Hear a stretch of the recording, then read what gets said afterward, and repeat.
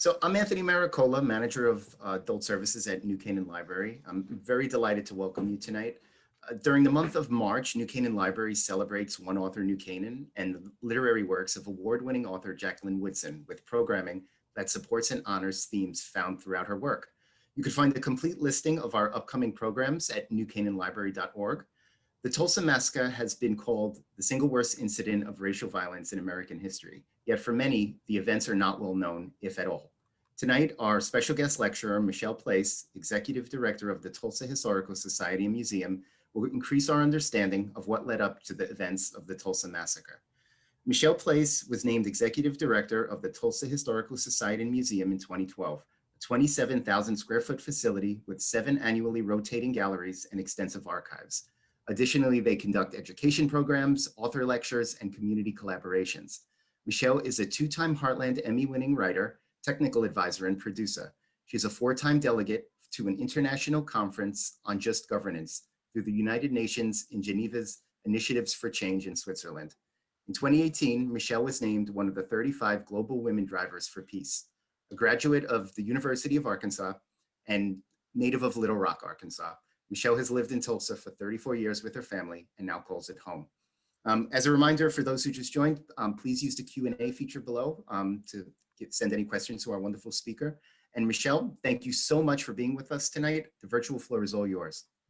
Thank you, Anthony. Well, what a joy to be able to be with you all virtually. That means we get to tell our story even farther and wider. So I appreciate this opportunity to share Tulsa's, let me say, very complicated history.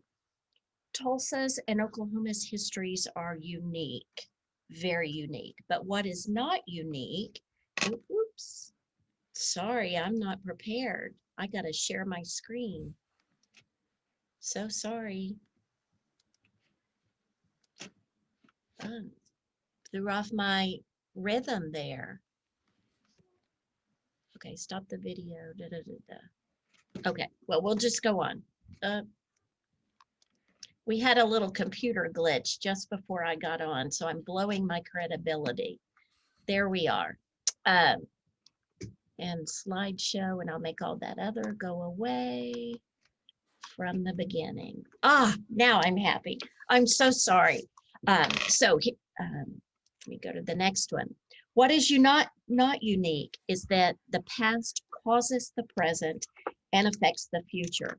It's not enough to say that I want to know about what happened on May 30th through June 1 in 1921 if you want to understand the Greenwood or the Tulsa Race Massacre. There were many straws that were put into that camel's proverbial basket before that camel's back was broken. So let's begin. We're going to start with the Louisiana Purchase. So Oklahoma, right here in the center, their more permanent settlement was put into motion by the 1803 Louisiana Purchase, America's Western migration, manifest destiny, and that desire for the common man to own land and therefore build their wealth. Today, what we know as the state of Oklahoma was in the center of this land purchased by Thomas Jefferson from France in 1803. There were multiple Indian tribes, nations who roamed throughout this section of Middle America. Familiar names would be the Apache, the Cheyenne, Arapaho, and Sioux, just to name a few. And there certainly were other tribes, but they were roaming following those buffalo herds on our far western plains. But for our purposes, we're going to focus predominantly on the nomadic Osage tribe, who also followed buffalo herds throughout Middle America. Now, please turn your thoughts to the southeastern United States, where the 5 civilized tribes lived. The 5 civilized tribes are Cherokee, Chickasaw, Choctaw, Creek, and Seminole. Now, these 5 tribes were far more agrarian than they were nomadic. And like all Indian nations, each of the 5 civilized tribes had their own governments. They lived in more permanent housing in villages, they grew crops, and they intermingled with Europeans. They married Europeans and they transacted business with Europeans. So that's why they came to obtain the moniker as civilized tribes, because of how they interacted with these Europeans. They adopted Indians as well as non-Indians into their tribes, and sometimes they even made slaves of them. They also took into their communities freed slaves, and often they made slaves of both blacks and whites, generally after they had been defeated in battle. They also married and they had children by these diverse groups. Each of these 5 tribes were separate, and within the individual tribes, they also had many differences. You absolutely cannot paint with a broad brush, even within these tribes, except for maybe one thing. And that's the idea of land ownership, that the land belonged to the tribe and not to the individual. So we'll see this structure collapse and have a major impact in Oklahoma in just a few minutes. So here's a map of Oklahoma as we know it today. Even today, Oklahoma has 2 very distinct regions: Oklahoma Territory to the west and Indian Territory to the east. Many folks know about the Oklahoma land runs of 1889 and 1891, but those land runs have absolutely nothing to do with Indian Territory or the eastern half of the state. The land runs brought many persons of color who were looking to homestead and to escape the sharecropper way of life that was, and also of Jim Crow oppression. Oklahoma represented the hope for peace and prosperity, particularly for African Americans. They came by wagons, they came by trains, on horseback, and also on foot. For this evening's purposes, we're going to focus now on Indian Territory. So here's that famous portrait of President Andrew Jackson. This is the one that hung in our former president's office. So let's go back to the early 1830s and President Andrew Jackson, who signed the Indian Removal Act. The federal government wanted the land of the southeastern United States for expansion of European settlements and ultimate prosperity for them. There were differing opinions held by the clans or the villages within each of the tribes, and this disagreement was whether to go to this new land that was promised to them or to stay in the land of their ancestors. Other tribal members wanted to just live in peace, and they saw European domination on the horizon. Some villages left before the forced removal, and that is Tulsa's story. It was the Lockapoca Village, which was in northern Alabama, and they were Creek, who saved the coals from their ceremonial fires, and they kept them glowing as they came westward into Indian Territory. And when they finally reached where they thought that they would live forever, they relit their coals in what is now known as Tulsa, Oklahoma. It was in the 1830s that the Lewis Perryman family came to this area, and they built a log cabin and a trading post, and they established a foothold in what was to become the Muskogee Creek Nation Indian Territory. So members of this Perryman family, many of them were just part Creek.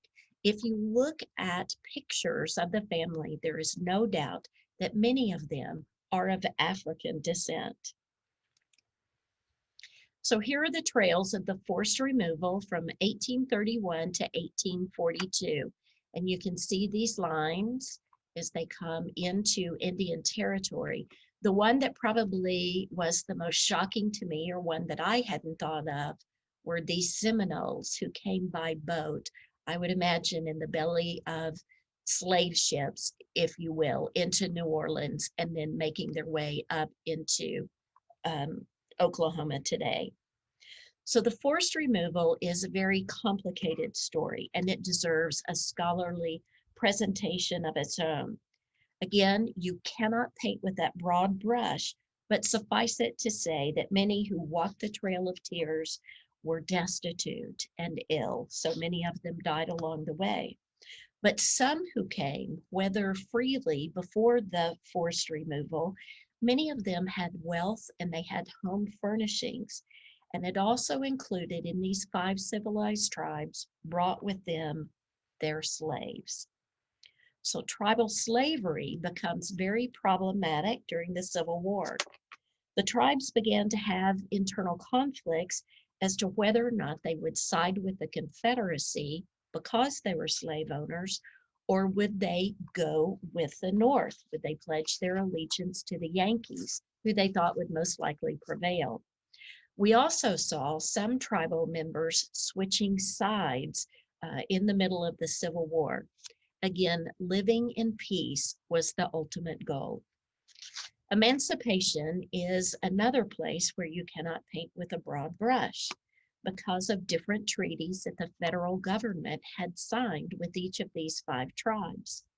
Some tribal persons of African descent were seen as still being members of the tribes, while in some tribes they were not. And therefore, some African descendants were caught in what we would say a no man's land. They were neither Indian nor were they United States citizens recognized by our government. So this is a very complicated story, and it's also one that deserves a presentation on its own. So now we're going to focus on the Osage, the Cherokee, and the Creek nations. So this is a somewhat blurry picture, I'm sorry to say, or map of Oklahoma. And where I've put this X is where these 3 tribes will come together. Tulsa is located right here.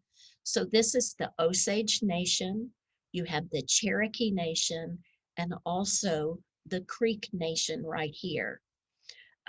All of these lands, the boundaries kept being shrunk or redrawn depending on what treaty was being forced to be signed at the time.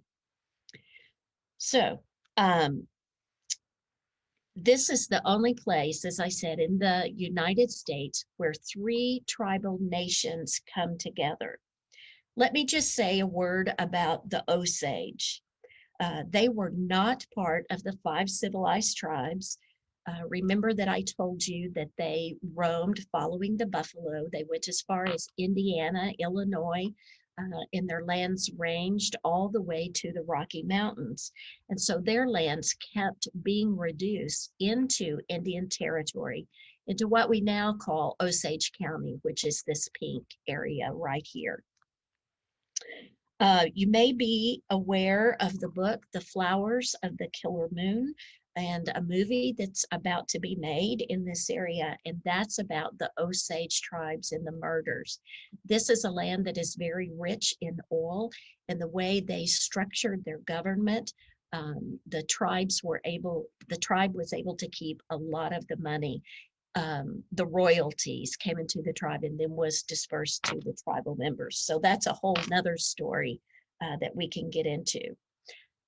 But now we want to focus just on the Cherokee Nation and the Creek Nation. Post-Civil War became the age of the cowboy and the cattle drives. Now, probably the most famous cattle drive is the Chisholm Trail, and that is farther west from eastern Oklahoma. It goes into western Kansas and then ultimately into Kansas City. But the same thing happened in Indian Territory. Those longhorns came up out of Texas and they were pastured here until they could get them to the markets in Kansas City and also in Chicago. I'll let you in on a little secret. Many of the cowboys were African Americans and they were Mexican. Generally, the trail boss would have been white, but that's not always true. So these herds of cattle are being driven from Texas across the Red River and into Indian Territory. But it was the coming of the railroad westerly down through Missouri, eastern Kansas, and ultimately to the Arkansas River that was needed to get these cattle to the markets. So here's a railroad map, and you can see this railroad coming through right in here. Here's the Arkansas River. See how it comes down a little bit into this creek area. Oops, I want to go back. Wasn't ready for that one yet. This is the Arkansas River, so the railroads are extended right there. It was in August of 1882 when the Frisco Railroad was extended. The Hull brothers, James N., his real name was James Madison, and Harry C. operated the company store as the railroad was being built. And so it was the Hull brothers who were assigned the job of selecting a site for a permanent railroad depot. So at first they selected a place for the railroad depot right here in the Cherokee Nation. But then they found out that there were fewer restrictions for the white men to do business in the Creek Nation. And so the Hulls moved the location of their railroad depot just inside of the Creek border, a few miles to the south and to the west.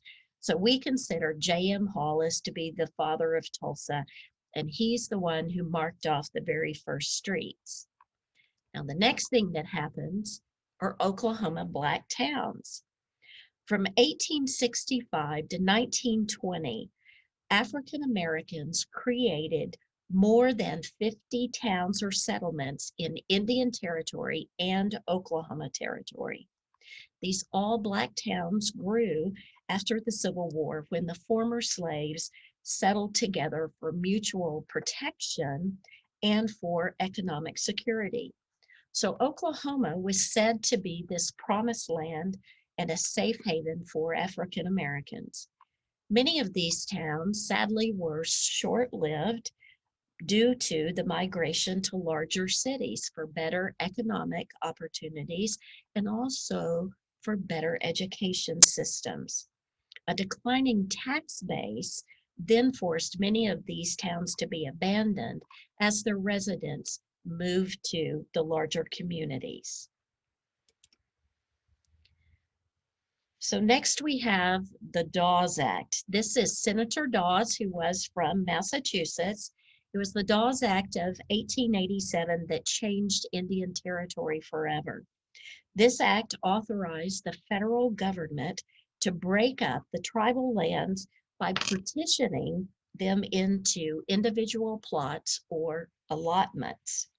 The objective of the Dawes Act was to assimilate Native Americans into mainstream American society by annihilating the culture and the social traditions of the indigenous people. Allotments also meant that the land could be bought and sold. And so one of the ramifications of the Dawes Act was to destroy this concept of land ownership of the tribes. Again, you can't paint with a broad paintbrush because each tribe was treated very differently. Some tribal members, as heads of household, received as many as 160 acres. A single person over the age of 18 might have received 80 acres. And then under the age of 18, they might have received 40 acres. But in some tribes, the allotments were of equal size for all persons, but they might not be adjoined to other family members. A child's allotment could easily be miles away. So some tribes were allotted acres of land based on the quality of the land. Did it have water? Was it good for farming? Was it on a hillside and you couldn't grow anything there? Also, with individual land ownership came taxes. Think what this meant for a people who have never used cash, that they have lived for thousands of years on the barter system. Think how many people then could have been cheated out of their land and ultimately the ability to build wealth. As a result of this new type of land ownership, particularly for former slaves, for freedmen and their descendants, Greenwood would have held great promise as they left their individual allotments. This safe haven for Oklahoma was especially appealing to oppressed people. J.B. Stratford, he was a Black entrepreneur who arrived in Tulsa in 1889, and he believed that Black people had a much better chance of economic progress if they pooled their resources and that they supported each other's businesses. Stratford bought large tracts of land, of real estate from Cherokee allotments, and then he subdivided this land, selling only to persons of color. He built a hotel and many other businesses along in Greenwood. And then in 1901, oil is discovered just across the Arkansas River. And by 1905, the Glenpool field had made Tulsa truly the oil capital of the world. We had the largest field of anywhere. So many Americans, including some African Americans, moved to Oklahoma with dreams of success in the oil fields. However, they would find it difficult to find employment or to participate in this oil boom because of the color of their skin. But flyers went out across the United States, particularly to the southeastern part of the country, talking about the possibilities for persons of color. O.W. Gurley was another Black man, a wealthy landowner, originally from Arkansas, who had participated in the first Oklahoma land run. And then he makes his way to Tulsa and to Greenwood in 1906. So he and his wife purchased quite a bit of land, which could only be sold to persons of color. Gurley and his wife built a rooming house, 3 two-story buildings, and 5 residences. He founded what is still very active today, the Vernon AME Church, African Methodist Episcopal Church. He founded a Black Masonic Lodge and also an employment agency. So like J.B. Stratford and O.W. Gurley, African Americans began to flock to Tulsa's Greenwood. When you're just a couple of generations past emancipation, what would have been the most important to these African Americans who desired to move beyond the oppression of Jim Crow? So the first thing you wanted to do was to keep your family together. Think about all those families who, whether it was the parents or the children, who could have and were sold off by the plantation owners. So that would have been very important to keep your family together. When you've been denied the right to read and write, an education would have been very important. Then you also wanted to own your own land, particularly to get away from this idea of sharecropping. And you wanted to decide your own destiny.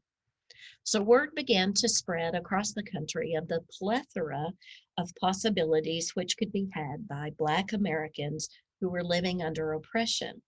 So many who came to Greenwood, they were professionals. They had been to college, historically Black colleges and universities like Howard and Spelman and Fisk. And they were physicians, they were dentists, they were pharmacists and teachers and real estate brokers and funeral directors. So within a very short of time, we also see in Greenwood the rise of beauty shops and pool halls and barber shops, lots of restaurants, grocery stores, and also movie theaters. So Greenwood's boundaries, it was 36 square blocks. If you were to look at a map of Tulsa, you could find Pine to the north, Cincinnati to the west, Archer on the south, and then Lansing on the east. So here's this area. It's not exactly square, but you can tell we in Oklahoma like section, township, and range. We like things really squared off. So this is the Greenwood District. Of course, many Greenwood residents were also laborers. They were shoe shine boys and domestics, and they were employed by those rich white oil families. And they also would have worked as bellhops or ushers in Tulsa's magnificent movie theaters and hotels at the time. Well, in 1907, the Twin Territories become one Oklahoma. And the very first law that was passed by the Oklahoma State Legislature related to Jim Crow. And Oklahoma's Jim Crow laws were some of the most stringent and harshest in the country. Greenwood thrived, and they became known as Black Wall Street. The community prospered because the residents of Greenwood could not spend their money south of the tracks. You can see on this map where the tracks are. They could not take their dollars and buy goods and services in the parts of town which were dominated by white residents. So what they're doing is trading money with one another. The physician pays the pharmacist, who pays the beauty shop, who paid, you can see how that would happen. So each dollar would transfer hands at least 19 times before it left the community. Well, in the early 20th century, many Black Wall Street citizens lived in beautiful homes and multi-story. They were full of musical instruments, beautiful pianos. They had fine china and crystal and silver that was brought here by train. They wore very expensive, very gorgeous clothes, fur coats, and they owned automobiles. So all was good inside of Greenwood's boundaries, but it was the white Americans who set the rules. Let's now turn our attention to World War I and these veterans from Greenwood. The United States entered World War I, remember the war to end all wars, in April of 1917. So African Americans from Oklahoma made up the largest ethnic group per capita to volunteer to go and serve their country in this war in Europe. Many of them were sent to northern France, where they participated in the final days of the victory over Germany in 1919. So in Europe, these Black soldiers were seen as heroes and certainly as saviors. But when they returned to their homes, they returned to Jim Crow and white supremacy. So white supremacist racism riots from 1917 to 1919. The summer of 1919 is referred to as Bloody Summer because there were riots all over the United States. We saw the rise of the Klan and lynching of any Black person who was seen to have gotten out of line. There, as I said, there were riots all over the country. Here in East St. Louis, Illinois, Houston, Chicago, Washington, Omaha, and a very famous one from Elaine, Arkansas. But it's during this time that Greenwood is prospering. Here you see the Williams family, and this family owned the Dreamland Theater, which becomes very famous. So socioeconomic levels also played a role in keeping Blacks in their place. And imagine what a white man would do, someone who has not achieved the level of economic success to which they feel entitled. How much jealousy, how much hatred could have been in that white man's heart as he's looking across the railroad tracks and seeing all of these fine material goods, wealth, these automobiles.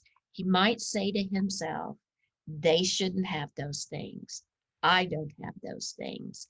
It's not right. And we come to May 30th of 1921. It was Memorial Day weekend, and there were graduation exercises, the prom, and dreams of the future and festivities going on all over Tulsa.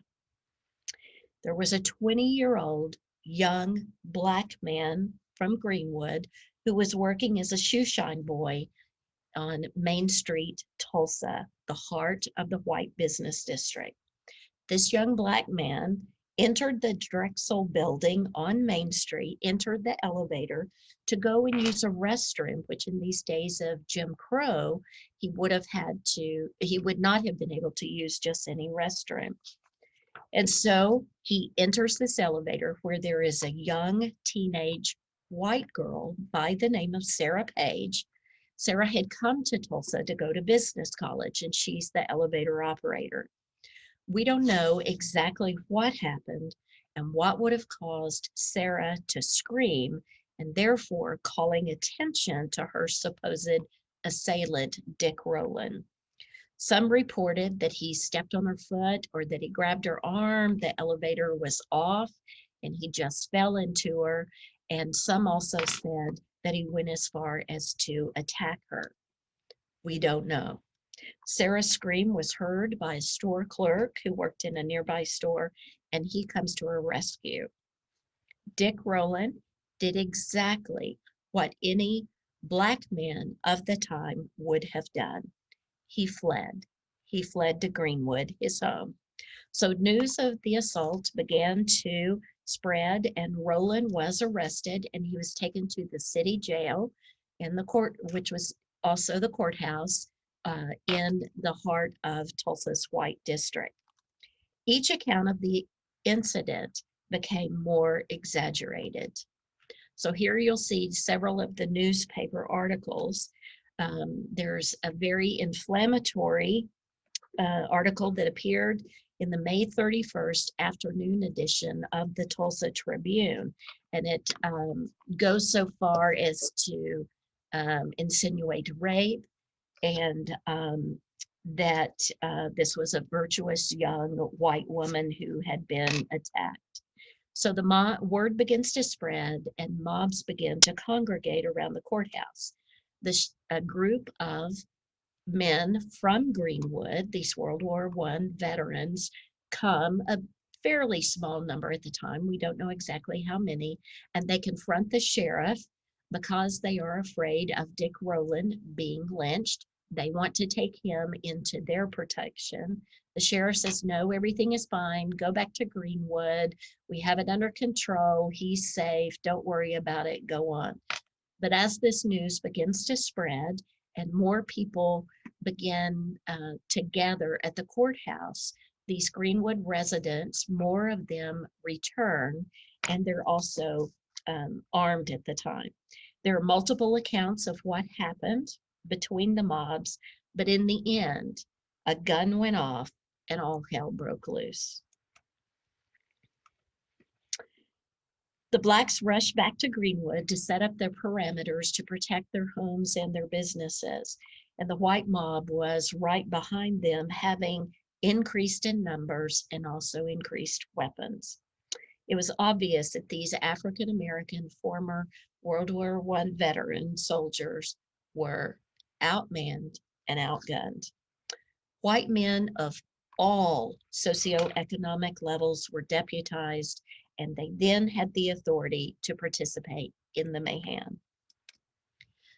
By the early morning of June 1st, 1921, Greenwood had been looted and burned by the white mob. Greenwood residents had been shot in their homes and on the streets, and bodies were dragged behind vehicles, and many of the dead were tossed onto truck beds. First-person accounts describe bombs or incendiary devices being dropped from planes, which added to the fire and the destruction. Fire trucks stood by as they were prevented from entering the district. Ultimately, 35 city blocks had been destroyed, and an estimated 300 people were killed. It's impossible to reach an accurate number for many reasons. Where did they go? Many of the residents who were able left town either on foot or in their automobiles, never to return. It's possible that some would have been burned beyond recognition in their homes. There are also reports of bodies that were thrown into the Arkansas River, and there are reports of bodies who were dumped into mass graves. In the oral history today is of 3 different locations, and that's another story. We can talk about that later. The National Guard was called in, arriving on the afternoon of June 1st, and martial law was declared. Guardsmen took African Americans out of the hands of these vigilantes, and they imprisoned all Black residents not already arrested. There were over 6,000 people who were held at the convention hall, at a ballpark, and also the fairgrounds, and some of them were held for as long as 8 days. A Black could be released to their white employer, who would vouch for and then take responsibility for their Black employee. The American Red Cross was soon on the scene to help care for the sick and the wounded, and they also provided food and erected tents for families who chose not to be run off of their land. Many Greenwood residents remained in these tents throughout the cold winter months until their homes could be rebuilt. For those who decided to stay and rebuild, more obstacles were put in their way. The town council passed an ordinance that said any rebuilding must be done with non-flammable materials. That means brick. And although there was a brickyard in sight of the Greenwood District, the owners of that business would not sell any of their product to the Greenwood residents. And so these Greenwood residents had to go to Arkansas, to Kansas, far, far outside of the district, to bring non-flammable materials back to Tulsa to rebuild their homes. So they went by mule and wagon and automobiles, trucks, if they did have those. When many of the Greenwood residents attempted to file on their insurance policies, the claims were denied because the destruction had been caused by a riot. Homeowner policies at the time carried this common disclaimer. The 1921 Tulsa Race Massacre happened because of this idea of white supremacy, that those of European descent, and there's certainly a hierarchy within that, were better than anyone who was Black. They were the lowest on the rung on the ladder, as you would say. There was also that jealousy of education and material goods that had not been attained by many of the whites. And also it was this land lust. Greenwood, as I showed you before on the map, abutted the railroad tracks. And particularly with the oil industry, we have refineries by the 1920s. And so it's all about getting those commodities out of Indian Territory, or Oklahoma at the time. Statehood was in 1907. And so this idea of land lust, this very valuable land that abutted the railroad tracks, was very, very important. So we have to ask, was it a riot or was it something else? Remember that insurance policy. That was the term that was used at the time. It's historically correct. But today, we look at it and we could say, was it a massacre? Perhaps a pogrom? Perhaps genocide? Ethnic cleansing? We need to study on that one and decide how you feel about it. But the good news is Greenwood was rebuilt by 1925. So think about it. This riot, massacre, pogrom, ethnic cleansing, whatever you want to call it, happened May 31, June 1 of 1925. And so to rebuild, excuse me, in spite of all of those restrictions that were put in place, look what they were able to accomplish. Imagine that in the what they did, I'm sorry, Greenwood's heyday was really in the 1930s, the 1940s, and the 1950s. Also, music thrived. The Tulsa sound was a mixture of Negro spirituals, the blues, and jazz. And so, being located halfway between Kansas City and New Orleans, music helped to put Greenwood on the map. So, the demise of Greenwood comes about in the 1960s, and that comes with integration. Well, let me back up. It also comes with many of these original entrepreneurs were retiring. Many of them had died. Their children had found other jobs that they wanted to do. They had become educated, and maybe they didn't want to continue in the grocery business, for instance. But it's really desegregation that brings about the size. When, with the civil rights movement, and as Blacks could then take their dollars outside of the Greenwood community and spend it in the heart of downtown Tulsa in those shops, or we see the rise of the suburbs with the malls, etc. They could spend their money outside the district. So that dollar that once changed hands 19 times now might change hands only 1 or 2 times.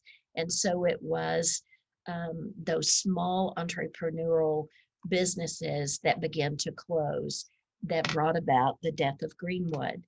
And then comes urban renewal, or as many people call it, urban removal. So today there isn't much left to see in Greenwood, but there's much to feel. As you walk the streets, you can see these plaques in the sidewalk that were reverently placed there to identify where businesses once stood.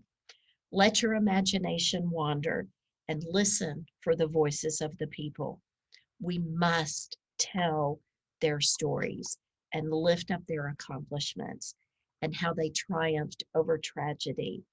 That's the spirit of Greenwood. Again, the past causes the present and affects the future. For more information, you can visit our website. We have made a commitment to participate in the commemoration of this horrific event in America's story by making everything that we have in our collection available online. So you can go to tulsahistory.org and search for the massacre collections, and you can see everything that we have in our collection. We also make it available for free to any student. If you're writing a book, a documentary, any of those things, we don't have a charge for any of our photographs or documents, also some oral histories that pertain directly to Black Wall Street and the massacre. So with that, I'm happy to take any questions that you might have. I'll turn it over to Anthony, and let's see if I can end my sharing. So go ahead. I think you're on mute. Sorry about that. That's okay. So do we know what happened to Sarah Page and Dick Rowland following the massacre? Yeah. We know that Dick Rowland went to, and Sarah Page, they both ended up in Kansas City. The next record that we have of Dick Rowland is in the Northwest in, I never can remember, Oregon or Washington State. But anyway, he was working in a shipper yard, and we have some payroll records there. But we don't know ultimately what happened to him. Sarah Page is lost to the pages of history. We don't know what happened to her. Have there been any long-lasting effects on Tulsa from this massacre? Yes, is the very short answer. Tulsa today is still a very segregated city. although areas where the majority of our African American population lives is now outside of that Greenwood district, but it's still predominantly in North Tulsa. Um, the this whole story and the freedmen reparations is a very complicated one. There is no consensus. We have people who feel very strongly on both sides. Some see reparations as very easy, that you just reimburse. We know who the businesses were, etc. Others see that as far more complicated. Think of all of the residents who left. Greenwood originally was about 12,000 people, and then subsequent to the massacre, it was down less than 8,000 people. So what do you do with those other two? How do you identify them? There are also those who think if you put an amount on, let's say that it's money, a check was written, just as the Japanese, those who were interned during World War II, what's the right amount? And would anything that you give him be an insulting amount? Another part of people interested in reparations is they say it's very complicated for all of the reasons that I previously stated, and that reparations should look differently, that it should look as economic development, scholarships, better school systems, healthcare, et cetera, et cetera. So again, there's just no consensus on that. We also have had our incidences of police brutality that we have to face. We certainly have lots of folks in the Tulsa community who say, why do we have to keep talking about this? They want the story to just go away. It was a bad part of our history. Those are folks who only like happy history, not realizing that most of history is pretty awful stuff. It's about somebody pounding on somebody else and taking their stuff. And you can look at any part of history, and that's generally the basis for it. So does that answer your question, or were you looking for something specific in that? I think that was good. Now, I think Warren G. Harding was president just for a few months at that point. Was there any response from him or the government? I know, you mentioned the National Guard was there, but was there any response after this, from a larger... Yeah, no, I think what you might be getting at is, were any charges ever filed? Was anyone ever held accountable?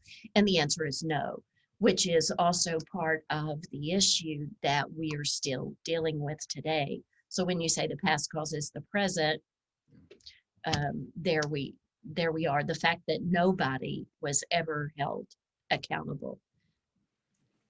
So now I'm going to go to some of the questions in the Q&A Okay. from our audience. So this may go back to some of the earlier parts of your presentation. Sure. So who decided which tribes would be called civilized? I know we don't really use that term now, but at the time we were, that's what that group was called. And how did they decide which ones would be part of that group? Well, it had to do with where they were located, and the fact that the southeastern United States was so predominantly agriculturally centered. And so we needed that to feed and clothe the rest of the population. And then with European dominance, I don't know that we can really pinpoint any one person exactly. Did Thomas Jefferson have that in mind with the Louisiana Purchase? I don't know. We do believe that Andrew Jackson certainly played the largest role in that. And in fact, there are still Native peoples in southeastern Oklahoma who will not take a $20 bill. Who's on the $20 bill? Andrew Jackson. Yeah. So that's still a very sore spot, certainly within Oklahoma, is that removal. Not sure I answered your question, but.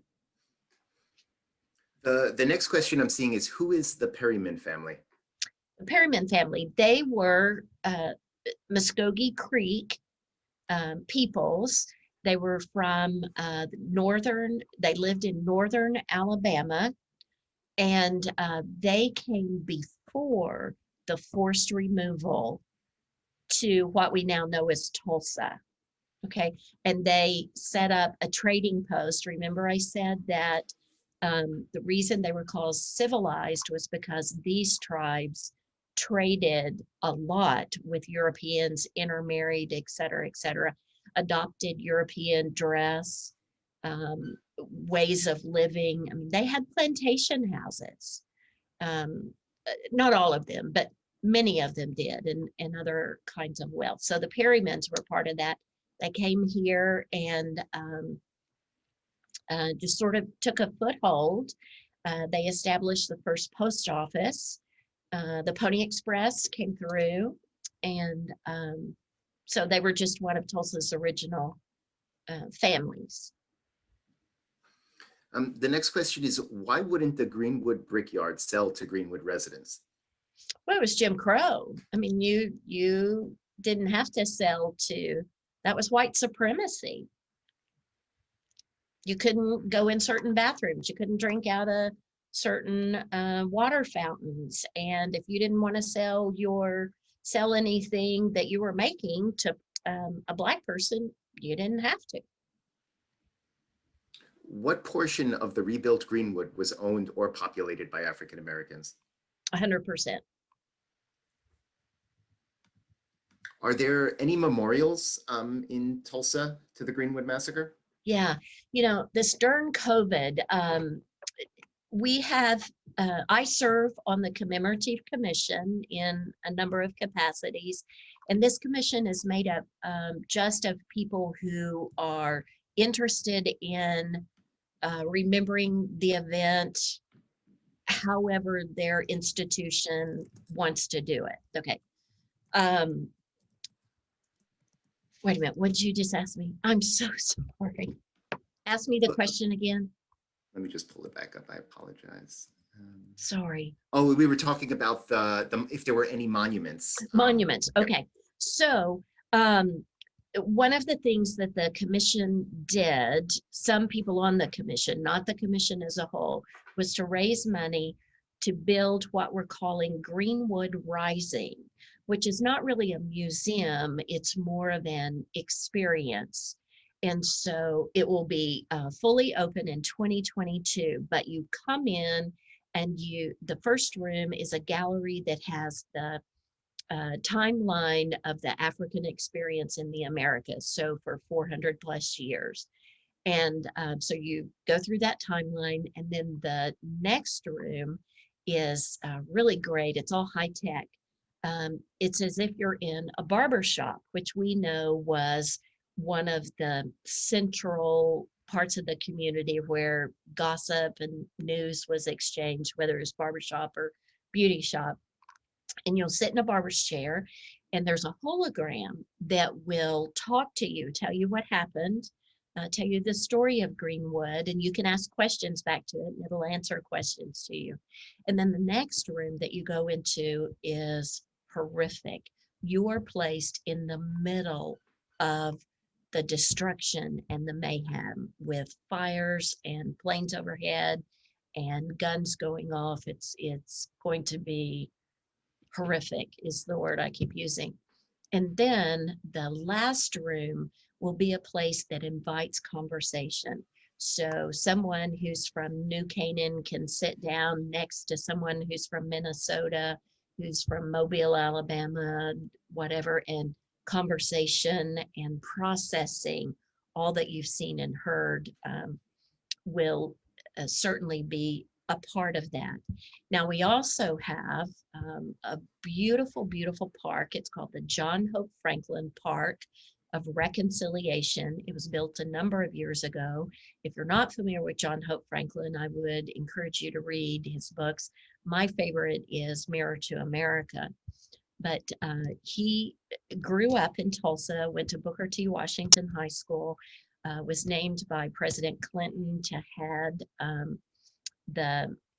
a commission on race relations, basically. So he is an African-American historian, passed away a few years ago. His archives are stored at Duke University. But it's a beautiful park with lots to read and see and fabulous sculptures, and we have lots of events there. And I'm sure once we get out of COVID and we're able to do things in person, we'll be having more and more of those. And then there are the plaques along the sidewalk that show you where all the businesses were located. Is this part of Tulsa public school curriculum? Interesting that you would ask. Several years ago, well, let me back up. In 1997, there were two Black legislators from North Tulsa, one Senator Maxine Horner, the other Representative Don Ross, who pushed the state of Oklahoma to study the race commission, or to study the race massacre. And at that time, many of the survivors were dying, and the story wasn't being told. I meet people all the time who are really angry because they never knew the story, they didn't learn it in school, et cetera, et cetera. So this commission report was released in the end of January 2001. And I'm not sure if it was that legislative session or the next one that they said this curriculum must be taught, but they didn't provide any resources for the teachers to learn how to teach it or anything. It's just like, okay, fine, we're going to teach it. Well, with public schools particularly, and standardized testing, this was a time of, we moved into No Child Left Behind and standardized tests. Teach for the test, teach for the test, teach for the test. Well, when you don't have your state's history on a national standardized test, then that's not the focus of the teachers. It's all about STEM, science, technology, engineering, and math. And so once again, the story really gets left behind. But as we approached the 100th anniversary, there is much more discussion, much more telling of the story, documentaries being made, books being written, and then there's also a Teachers Institute that we're starting with. Tulsa public teachers can come and learn how to teach the material, the curriculum, which has been developed by the Oklahoma Historical Society and the Oklahoma Department of Education. So I would tell you that we still have a long way to go. There are still lots of people who don't want to talk about it, and we still have standardized tests with limited time for things outside of what's being tested. Sad, but true. Yeah. What outside groups help to resettle the victims, help to bury the dead and return and rebuild? I could easily say none, outside of the Red Cross. That one of the things that is so tragic about this story is there were individuals who helped, the individuals outside of the Greenwood District who helped individuals in the district, probably if they had a personal connection to them. But there was no public money. Even the churches did not rise to the occasion to provide the funds for the rebuilding of Greenwood. That never happened.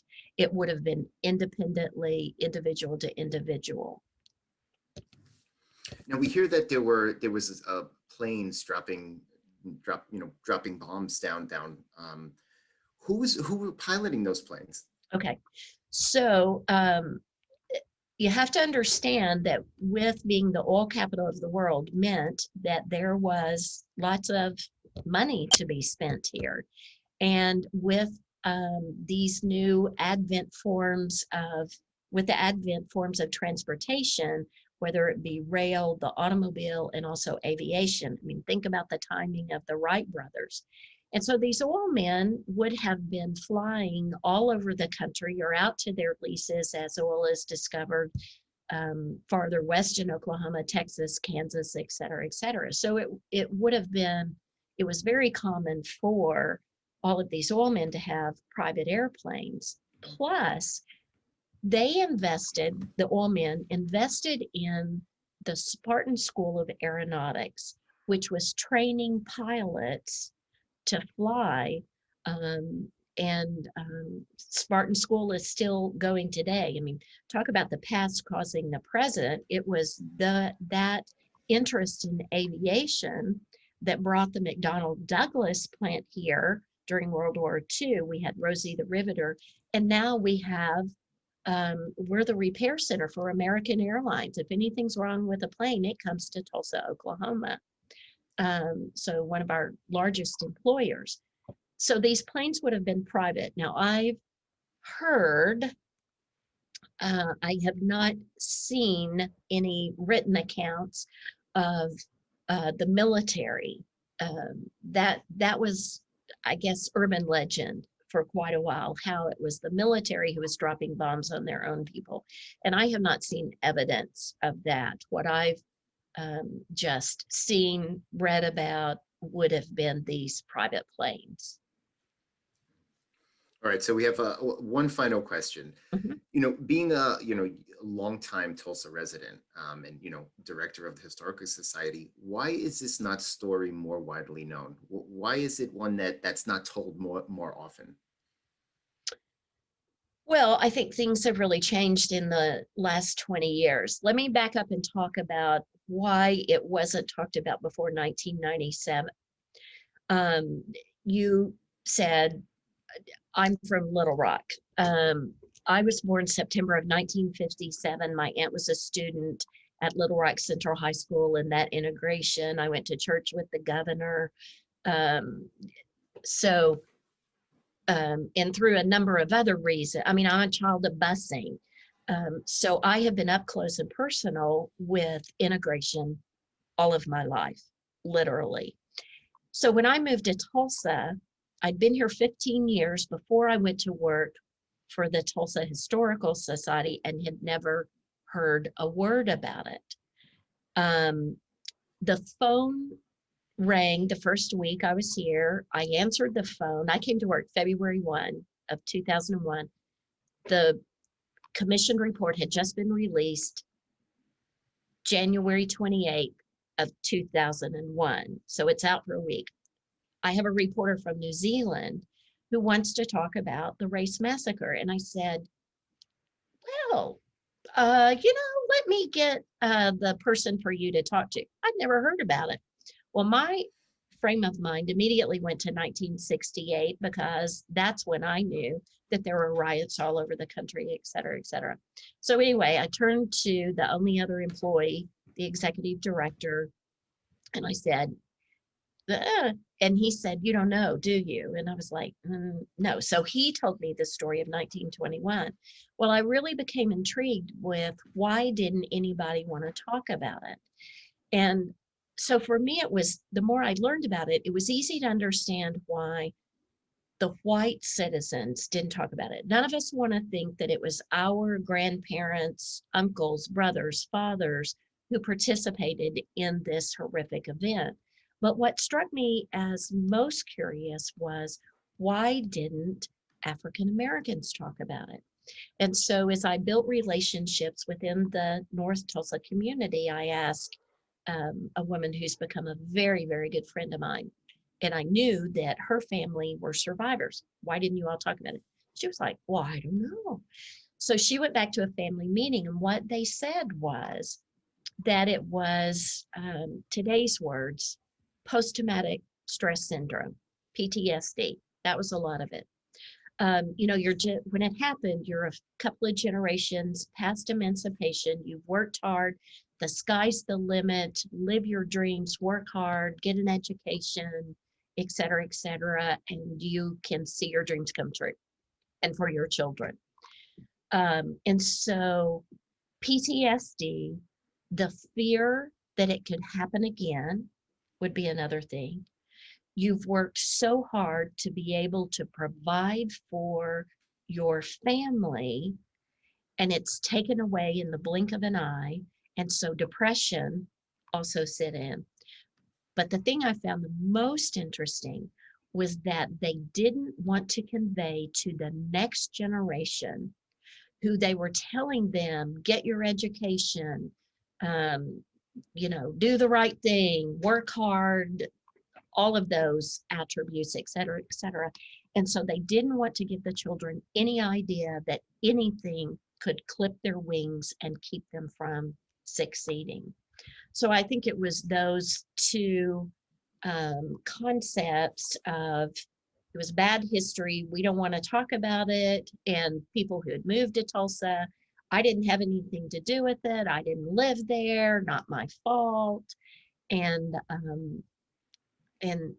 then from the Black perspective. But You've given now us a lot to think people want to about. talk about it. And I think after the summer of 2020, I mean, what a year that we've had outside of COVID, with Black Lives Matter movement, George Floyd, Breonna, the list goes on and on. As I said, we in Tulsa have had our own cases of police brutality. And I just think that we are in a different place, certainly in America, and that voices that have been suppressed in the past, that we haven't listened to, that they are beginning to be heard, whether it's in protests or books that are being written, movies that are being made, plays written, poetry, art, that we're just in a whole different place to hear a different story of America. It's not one that I believe is revised. That word doesn't really set with me. I just think that we're telling more sides of the story, and that's something that the Tulsa Historical Society is firmly committed to. Wonderful, thank you.